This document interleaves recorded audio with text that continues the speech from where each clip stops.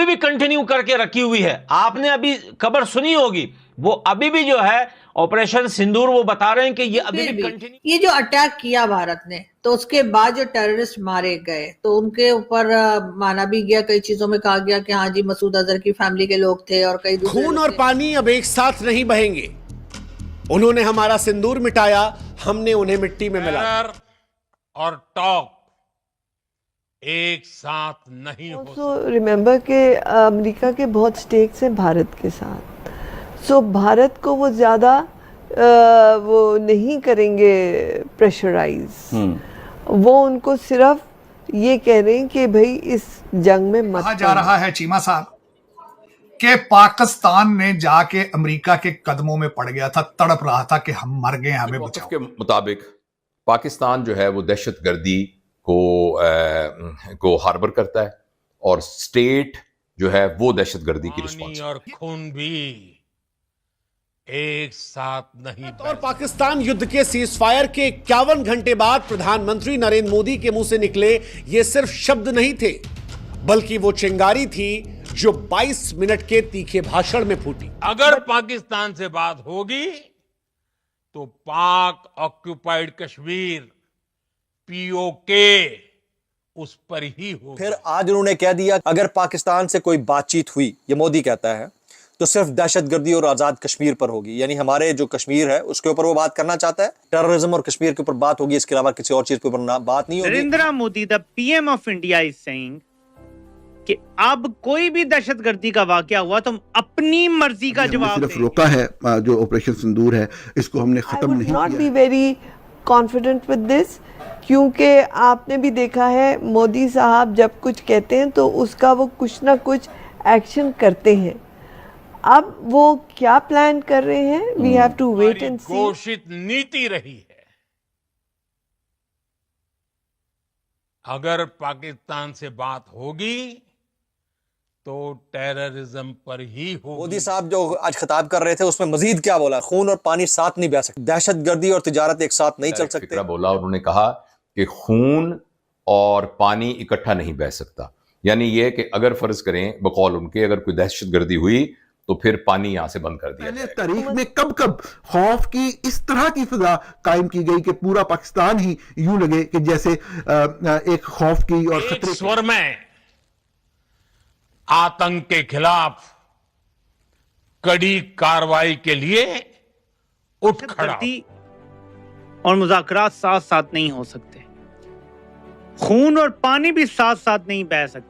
यानी पानी की तरफ भी इशारा दिया है कि दहशतगर्दी पाकिस्तान करवाता रहेगा तो पानी को भूल जाए। फिर कश्मीर जो है, कश्मीर डिस्प्यूटेड पॉइंट नहीं है, ये हमारा है, बल्कि जो कश्मीर पाकिस्तान के एडमिनिस्ट्रेटेड कश्मीर है, जिसको हम यहाँ आज़ाद कश्मीर कहते हैं, आज़ाद जम्मू एंड कश्मीर, वो भी जो है वो भारत का ही हक है और वो उसने वापस लेना है।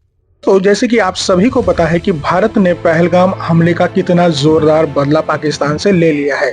दोस्तों, इस बदले के बाद पाकिस्तान बौखला गया है। जख्मों पर कल मोदी जी के भाषण ने और ज्यादा नमक छिड़क दिया। दोस्तों, मोदी जी ने ये बोला कि रक्त और पानी एक साथ नहीं बह सकते और इसी को लेकर पाकिस्तानी मीडिया अपने चैनलों पे, टीवी चैनलों पे चर्चा कर रहा है। तो आइए देखते इस वीडियो में पाकिस्तानी मीडिया क्या कर रहा है।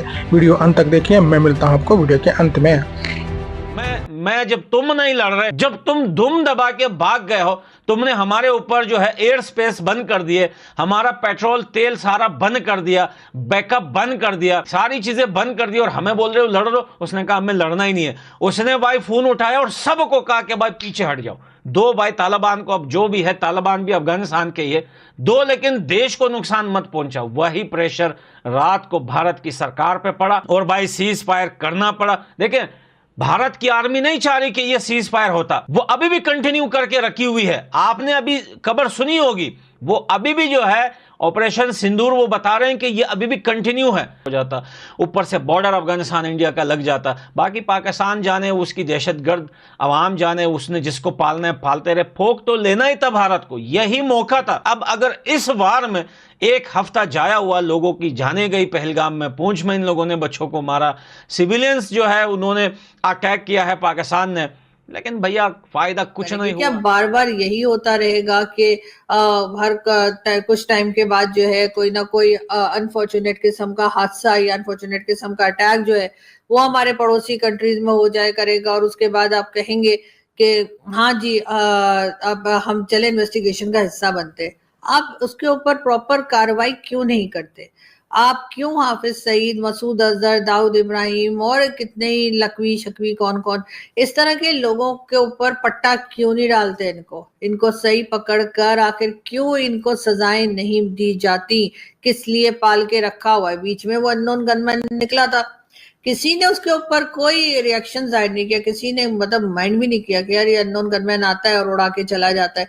जितने लोगों का अननोन गनमैन ने मारा उनमें से कोई भी शरीफ आदमी बहरहाल नहीं था, सबके सब किसी ना किसी टेरर ग्रुप के साथ थे, खुद टेररिस्ट थे और इसी किस्म की हरकतें किया करते थे। लेकिन पाकिस्तान को अगर प्रोग्रेसिव तरीके से आगे लेकर जाना है और चाहते हैं कि पाकिस्तान में कुछ बेहतर हो, पाकिस्तान की कोई पासपोर्ट की इज्जत हो, कोई कंट्री की कोई इज्जत हो, तो फिर यहाँ लोग आए यहाँ पर और यहाँ पर आके इन्वेस्टमेंट करना चाहे, यहाँ पर आके जो है वो टूरिज्म के लिए आए, या पाकिस्तान की सिक्योरिटी सिस्टम ठीक हो, लोगों को यहाँ आते हुए डर ना लगे, तो उसके लिए आप लोगों को सबसे पहले तो ये जितने टेरर ग्रुप हैं इनको पकड़ना पड़ेगा। इसलिए कि ये सिर्फ भारत की बात नहीं है, ये सिर्फ भारत को नुकसान नहीं पहुंचा रहे, ये हमें भी नुकसान पहुंचा रहे हैं, कंट्री के अंदर भी नुकसान हो रहा है। Narendra Modi the PM of India is saying कि अब कोई भी दहशतगर्दी का वाकया हुआ तो हम अपनी मर्जी का जवाब देंगे, और ये न्यू नॉर्मल हो गया है ऑपरेशन सिंदूर के बाद। ये बड़ी खतरनाक सूरत हाल है,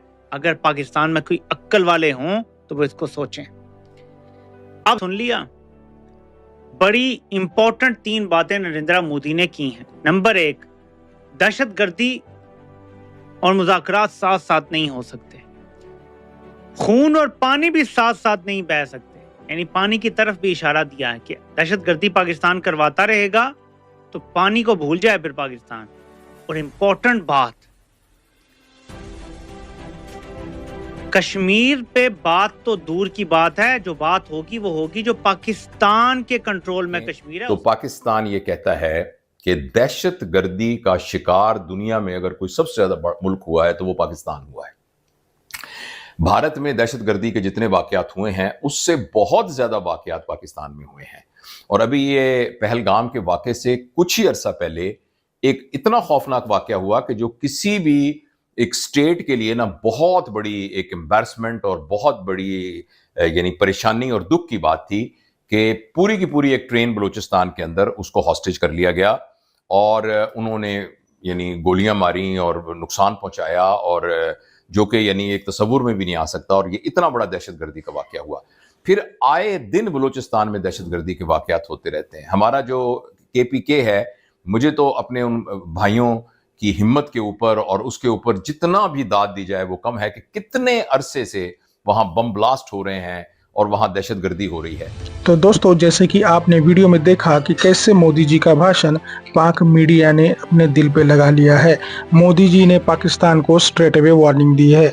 दोस्तों, मोदी जी ने ये कहा अगर पहलगाम जैसा इंसिडेंट अगली बार होता है तो भारत सीधा न्यूक्लियर अटैक कर देगा। और दोस्तों, पाकिस्तान जो अपने न्यूक्लियर कैपेसिटी पे इतरा रहा था, उसके न्यूक्लियर आर्सेनल को तबाह करने की ताकत भारत रखता है। ये भारत ने उनके जो छुपे हुए न्यूक्लियर साइलोज थे उनके ऊपर मिसाइल अटैक करके दिखा दिया है। अभी पाकिस्तान पूरी तरह से अवेयर हो गया है कि भारत की कैपेसिटी क्या है और भारत के साथ उलझना उनको कितना महंगा पड़ सकता है। दोस्तों, मोदी जी की ये भाषण को पाकिस्तानी मीडिया बहुत सीरियसली ले चुका है और उनको ये पता चला है कि मोदी जी कितने खराब मूड में है। और मोदी जी ने स्ट्रेट अवे बोल दिया है कि सिर्फ चर्चा होगी तो सिर्फ POK के ऊपर और टेररिज्म के ऊपर। तो दोस्तों, भारत ने अपना मैसेज कड़ा और क्लियर दे दिया है। आपकी इसके बारे में क्या राय है ये कमेंट में ज़रूर बताइएगा। चैनल पर नए हैं तो सब्सक्राइब करके बेल आइकन जरूर दबाइए ताकि अगले वीडियो की नोटिफिकेशन आपको मिलती रहे। आज की वीडियो में यही रुकते हैं, मिलते हैं और एक नई वीडियो के साथ। तब तक के लिए जय हिंद, वंदे मातरम।